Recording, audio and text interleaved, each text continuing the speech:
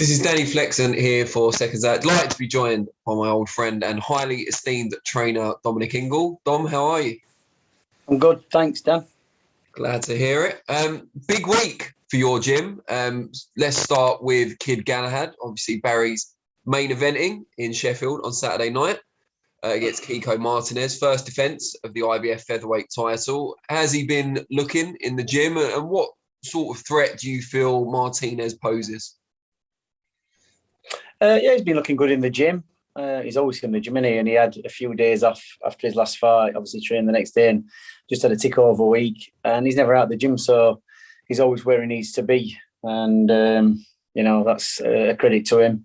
He's got a few years there to capitalise on being the champion, and got to make the most of it because he's had a lot of inactivity, and so he needs to keep moving. But Martinez, you can never. The threat he is to overlook him. I think they thought he was past him when he boxed Zelfa Barrett, and he gave Zelfa a good fight. A lot of people thought he won that fight. That's debatable, but he always comes to win. He never, and if you can see a chink in your armour or a weakness in you, he'll try and exploit that. So he's been given these opportunities all the time. Look how many big fights he's had.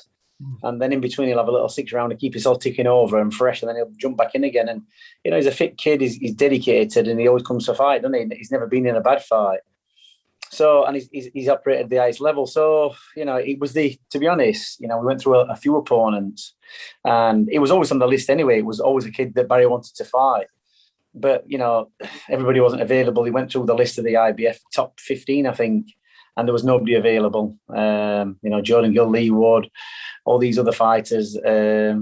So that was the next available opponent, and Eddie promised him a date in November, and that's where it's ended up. It's Kiko Martinez. Do you feel it's a good opportunity for Barry to look good? Stylistically, it would appear that Martinez could suit him. Yeah, you say that, wouldn't you? But he can also make it an ugly fight, Martinez, can't he? Because he keeps on you and he keeps throwing bombs and he keeps close into you. Although them fights look quite like an interesting matchup, you just never know, because it looked good with Zelfa Barrett till he got clipped with a big right hand, and then he kind of fell to pieces, and he was on the back foot, and safety first. He got his confidence back for the end, mid to end rounds, and started to come back into it. So you can't give Martinez any confidence, and you've got to keep him under pressure. So that's going to be the entertaining point. He's going to be the bull of the matador, because he does come forward. He comes down with his head down. He's only short. He throws overhand rights, big left hooks. Right hands to the body. He just keeps coming and coming and coming. No matter what you're hitting him with, you've got to catch him with something, pretty solid. Look at the first round against Scott Quigg. He was all over Quigg. And it wasn't until Quigg almost threw a big uppercut out of desperation and, landed bang on the button. He caught him, and he caught him cold. So, but he's obviously keeps his chin down. He doesn't get hurt like that a lot, does he? He's been in with toughest operators. I think there's only really Quigg who's done a job on him like that. So, like I say, it's going to be an interesting fight because he's going to keep coming forward, and he's going to make Galahad work all for the 12 rounds if he goes 12 rounds. How challenging, or maybe not at all, is it to keep Barry motivated when he's just come off a superb win against a former opponent who'd improved, and some people were picking going into the fight, finally won the world title? But these are the defences you have to get through, even if they're not high profile necessarily. I think with him, because he's realised now, obviously, he's had a long career. I mean, he's been at it a long time, and it's only the opportunities only come late on, really. Obviously, he did everything early, won the titles at super bantamweight and moved up. But he's learned the patience now, and he realises what the game's all about. I mean, look at Canelo. He's breezing through. He's had 4 fights in like 12 calendar months. It's about keeping on it. You see, the fighters these days have got the attitude that they have a fight, they book an holiday straight after they've had the fight, and they unravel everything in them 2 weeks away. Then they come back and start back from level again. Well, really, you've got to have momentum in boxing, because the opportunities arise. There's plenty of opportunities around for those who are ready.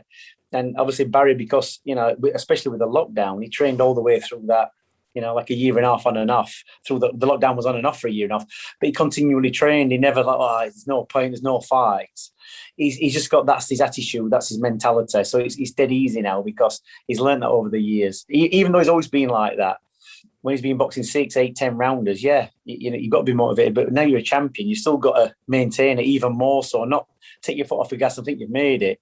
The next step up is trying to unify and trying to move up divisions. So you've got to build on from your last fight. You can't go back to scratch again and start from, the beginning of a camp. So he only returns back, he boxed Jazza, and he probably dropped down to 80% of his normal training output and then slowly increased it again. And he never really goes below that. It's a lifestyle for him now. Well, when did he last have a holiday? You know what? He went over to Lanzarote for a couple of days to help out a guy who was opening a gym out there. Who used to box, was a kid called John O'Brien. So he went out there for a few days just to show his face. He won the title. He promised the kid he was going to go over with his belt and inspire some of the young kids out there. And that's what he did. And he just went for, I think everybody else went for a week. He just went for 4 days and came back. But he was still training when he was out there. You know what I mean? But he's not bothered about holidays. He gets bored on holidays. You know what I mean? That's the thing. 3 or 4 days and, he wants to be doing something. So, he said there's plenty of times for me having holidays when my career's finished, when I've retired. That's when you take holidays. You talked about unifications going forward. Lee Wood's WBA champion. There's hopes that he may be elevated to super champion in the not too distant future. He's got Mick Conlan early next year. What do you make of that fight? It's a good fight. It is a good fight. And you know what? I think Lee Wood can beat him. Conlan's, as a young kid coming through, well, younger than Lee Wood, and he's got a lot of ambition. Lee Wood's, great win for him last time against Kanzu, and he just boxed his head off, didn't he? He didn't know what to do with Lee Wood. So it just depends how much Lee Wood wants to be motivated and how much drive he's got, because it's a fight he can win, and it'll open the door to bigger fights. But sometimes with fighters, they get to somewhere where they need to be. And then that's, sometimes that's enough for him. And I just hope that's not the case with Lee Wood. I hope he goes into the Conlan fight with a lot of ambition and beats him, because he will open up bigger fights. And, him and Barry used to have competitive spars when, when he was in the same gym. So, it keeps it open, doesn't it? It's got to be a good fight to make if he comes through. And it'd be an easy fight to make, I think. So I think if Lee Wood, does everything what he's supposed to, I think it'll just be a bit too tricky for Conlan. Bradley Skeete, another member of your gym, has got a big fight coming up against Hamza Sheeraz. What makes this the right fight to take? I know there was a possibility of a Ted Cheeseman fight before he lost the British title. That didn't quite come off. I think you were actually kind of semi-offered that fight while I was there at the Zone launch, but it was a very short notice. Yeah, too short notice. What did you say? What was the question again? What was the contributing Hamza Shiraz, why is that the right fight for Skeet now? It's the right fight because Bradley Skeete's 34. That's why it's the right fight. And he hasn't really got the choice of picking fights. He hasn't really got a promoter. So he had a little tick over fight in Sheffield, came through that. It was a case of just making the weight, getting the win after being at the ring. And, he's had some great sparring. Liam Williams, Kell Brook, David Avenesian. He sparred them guys. He sparred, what's the other one? Michael the Nightmare McKinson. Is it Michael McKinson, is it? Yeah, I don't know if his nickname's the Nightmare, though. Yeah, you just made that one up, didn't you? No. Look at his box rec. I'm telling you now. That's he's what the problem. He's Mikey the problem. Well, I'm calling him the Nightmare now. All right. I'm not arguing. But the problem is, you're right. I'll have a problem in a minute. But when you see him, sparring. But, when David came to spar him, he was only like just under 2 weeks away from his last fight, and he was on fire.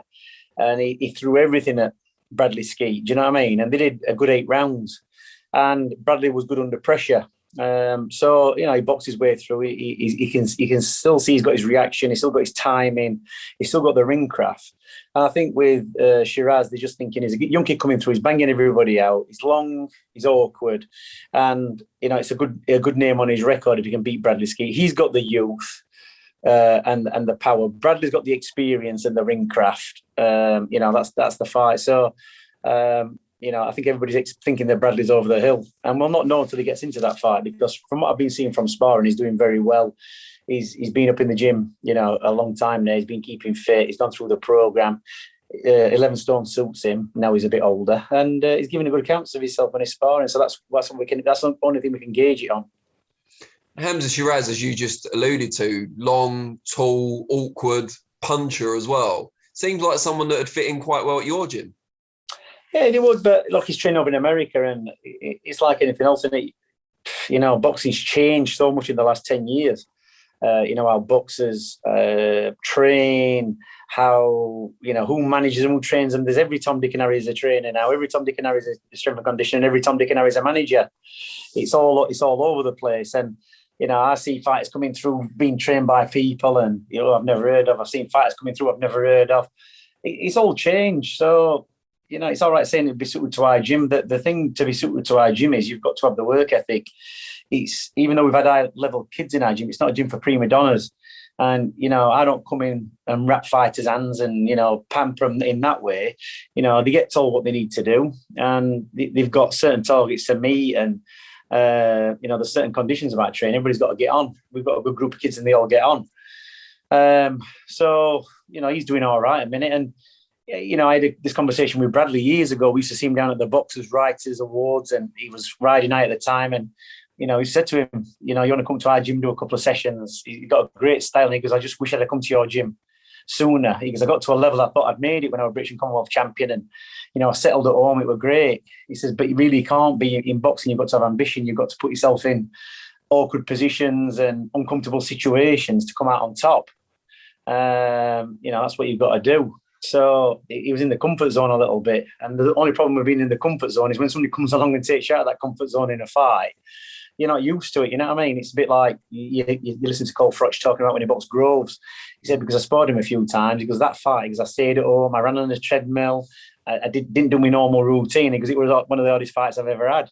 And then he went back to basics for the second one and obviously, beat George.